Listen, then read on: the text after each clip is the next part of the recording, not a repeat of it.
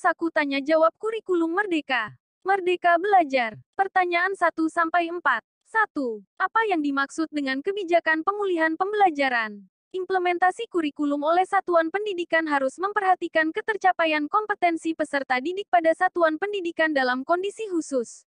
Masa pandemi COVID-19 merupakan salah satu kondisi khusus yang menyebabkan ketertinggalan pembelajaran, learning loss, yang berbeda-beda pada ketercapaian kompetensi peserta didik. Untuk mengatasi ketertinggalan pembelajaran, learning loss, diperlukan kebijakan pemulihan pembelajaran dalam jangka waktu tertentu terkait dengan implementasi kurikulum oleh satuan pendidikan.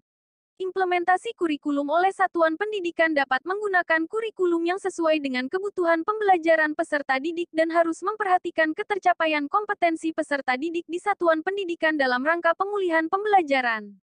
Maka satuan pendidikan diberikan opsi dalam melaksanakan kurikulum yang sesuai dengan kebutuhan pembelajaran bagi peserta didik. 3 opsi kurikulum tersebut yaitu kurikulum 2013. Kurikulum darurat, yaitu kurikulum 2013 yang disederhanakan oleh Kemendikbudristek, dan kurikulum merdeka. 2. Apakah yang dimaksud dengan kurikulum merdeka? Kurikulum merdeka adalah kurikulum dengan pembelajaran intrakurikuler yang beragam di mana konten akan lebih optimal agar peserta didik memiliki cukup waktu untuk mendalami konsep dan menguatkan kompetensi. Guru memiliki keleluasaan untuk memilih berbagai perangkat ajar sehingga pembelajaran dapat disesuaikan dengan kebutuhan belajar dan minat peserta didik. Proyek untuk menguatkan pencapaian profil pelajar Pancasila dikembangkan berdasarkan tema tertentu yang ditetapkan oleh pemerintah. Proyek tersebut tidak diarahkan untuk mencapai target capaian pembelajaran tertentu, sehingga tidak terikat pada konten mata pelajaran.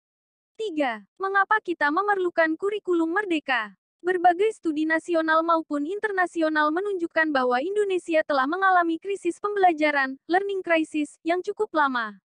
Studi-studi tersebut menunjukkan bahwa banyak dari anak-anak Indonesia yang tidak mampu memahami bacaan sederhana atau menerapkan konsep matematika dasar. Temuan itu juga memperlihatkan kesenjangan pendidikan yang curam di antar wilayah dan kelompok sosial di Indonesia. Keadaan ini kemudian semakin parah akibat merebaknya pandemi COVID-19. Untuk mengatasi krisis dan berbagai tantangan tersebut, maka kita memerlukan perubahan yang sistemik. Salah satunya melalui kurikulum. Kurikulum menentukan materi yang diajarkan di kelas. Kurikulum juga mempengaruhi kecepatan dan metode mengajar yang digunakan guru untuk memenuhi kebutuhan peserta didik. Untuk itulah Kemendikbudristek mengembangkan kurikulum merdeka sebagai bagian penting dalam upaya memulihkan pembelajaran dari krisis yang sudah lama kita alami. 4. Apa pergantian ini tidak terlalu cepat?